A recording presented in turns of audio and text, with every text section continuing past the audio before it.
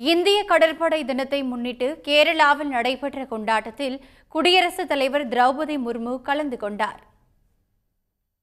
கடந்த 1971ஆம் ஆண்டு டிசம்பர் 4ஆம் தேதி பாகிஸ்தான் உடனான மோதலில் 4 கப்பல்களை மூழ்கடித்து இந்திய கடற்படை வெற்றி வாகை சூடியது. இதையொட்டி இந்திய கடற்படையின் சாதனைகள் மற்றும் பங்களிப்பை அங்கீகரிக்கும் வகையில் ஆண்டுதோறும் டிசம்பர் 4ஆம் தேதி கடற்படை தினமாக கொண்டாடப்படுகிறது. பாதுகாப்புத்துறை அமைச்சர் ராஜ்நாத் சிங் எக்ஸ் தளத்தில் காணொலி ஒன்றை வெளியிட்டு வாழ்த்து தெரிவித்துள்ளார்.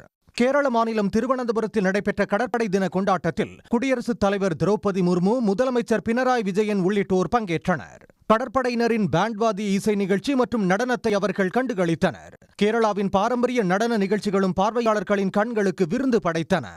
அணிவகுப்பிலேயே பல பரிமாணங்களை வெளிப்படுத்திய கடற்படை வீரர்கள் மிடுக்கான நடை போட்டு கடற்படையின் பாரம்பரியத்தை பறைசாற்றினர். கடலில் இந்திய போர்க்கப்பல்களின் பலத்தை காட்டிய வீரர்கள் போர் விமானங்களில் வானில் வர்ணஜாலம் காட்டினர். தீப்பிழம்புகளை கக்கியவாறு சென்ற விமானம் கவனம் ஈர்த்தது. விழாவின் இறுதி நிகழ்ச்சியாக இரவில் மின் விளக்குகளால் ஜொலித்த போர் கப்பல்களில் இருந்து வான வேடிக்கைகள் நிகழ்த்தப்பட்டன.